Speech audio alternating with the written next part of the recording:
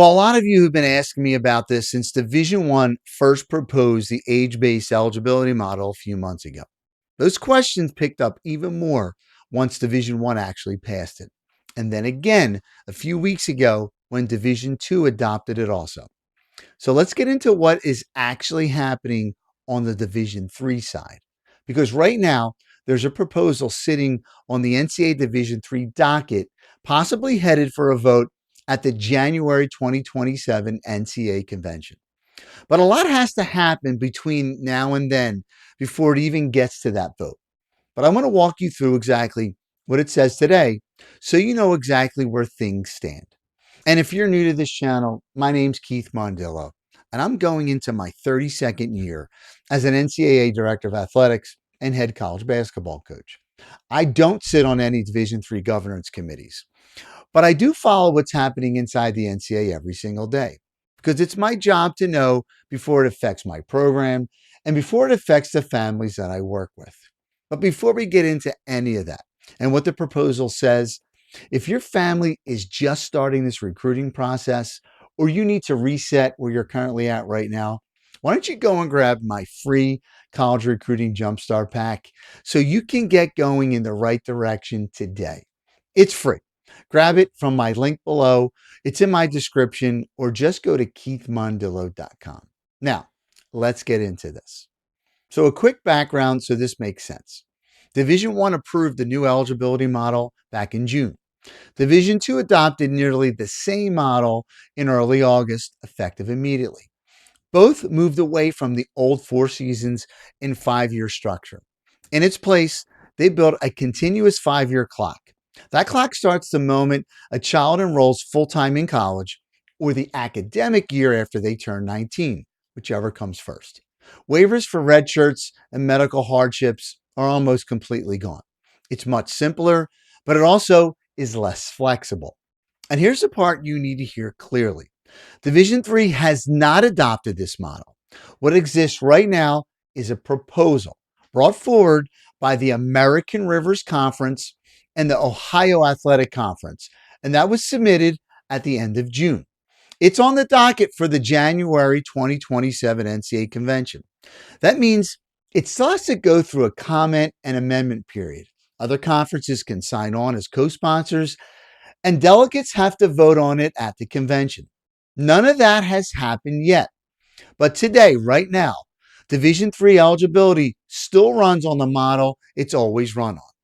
4 seasons of competition, 10 semesters to use them, and a waiver process for families who need that exception.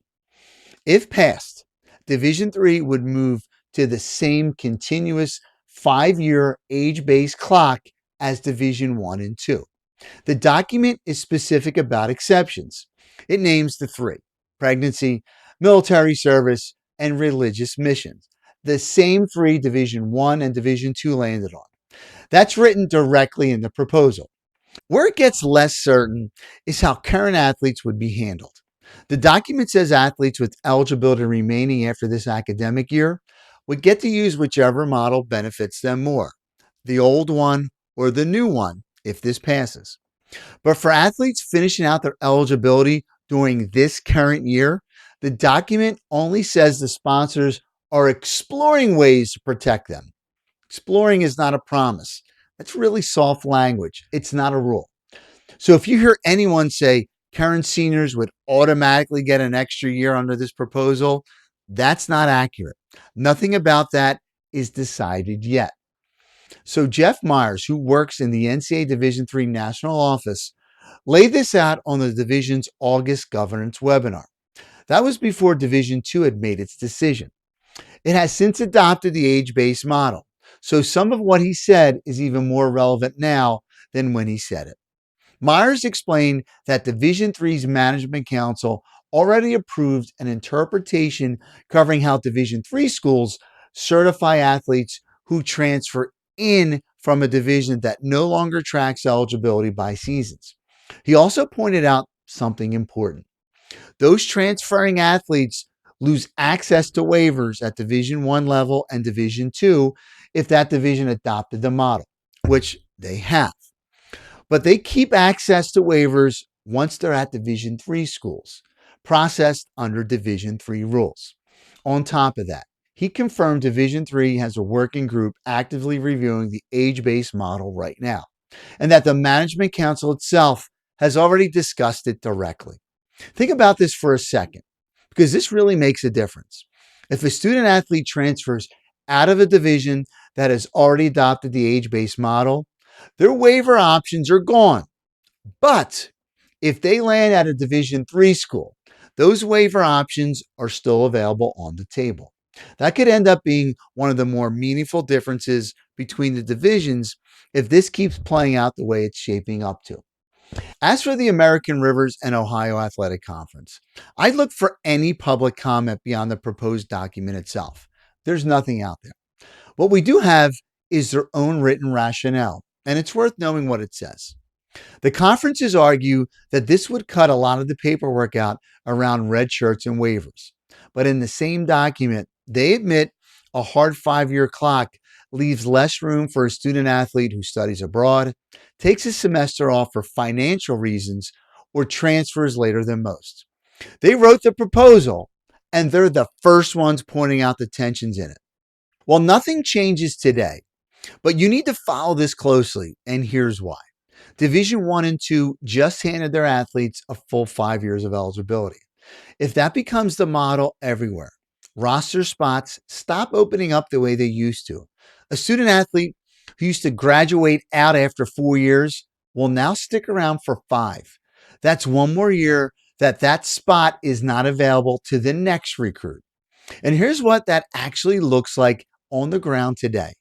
A parent that I've been DMing with reached out to me today again about his daughter, who's a 2027 high school grad being recruited by multiple Division I women's basketball programs.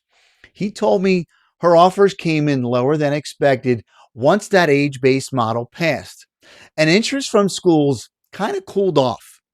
One program even pulled her verbal offer. She still landed on her feet, and she still had offers, including one from her top choice. But here's the part that's crazy. That program is proposing a verbal offer now, an official visit in October, and a signed financial letter in November. But for the 28-29 academic year, not next fall. In between, she'd take a gap year, train on her own, or go to school part-time. Same offer, same exact roster spot, just pushed way out a full year. That's a 2027 graduate taking a 2028 roster spot. If that becomes common practice, it squeezes the classes coming up behind her also. On top of all that, the transfer portal is not slowing down anytime soon. Coaches at every level are still using it every single day. So even with longer eligibility windows, movement between programs continues, and competition for roster spots doesn't get any easier. Here's where I think Division III still has the advantage, and I think every family needs to hear this. Division III is not boxed into scholarship limits and roster limits the way Division I schools are when they opt into the house settlement. That gives Division III coaches more room to bring in kids and develop them over time. If your child lands at a strong academic Division III program, they can spend their years there growing as a player and as a student without having to fight for a roster spot against a scholarship cap. And if they develop into something bigger at that level, well, Division III has always been a legitimate launching point to transfer up.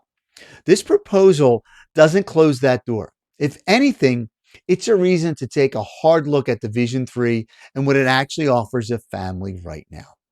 So, if your family is early in this process and you want a full plan on how to get that roster spot, even with the rules like this potentially shifting day to day underneath all of us, well, check out my college recruiting on-ramp system. It walks you through the full timeline, how to build a target list, how to evaluate whether a program is actually stable, and what to do once you've made contact. It's built for families who are just starting out in this recruiting process or who want to reset their recruitment right now. Guys, the link is in the description below. It's in my bio, or go visit keithmondillo.com. This is a great starting point if you're just beginning the recruiting process. Go check it out. So when people ask me what I do, I always respond with this. I am not a recruiting service. I am an educational organization that guides families through the college athletic recruiting process. I will continue to follow this new age-based eligibility model as it develops at divisions 1, 2, and possibly 3, and how it affects recruiting and families just like yours. Everybody take care, and I'll see you in the next video.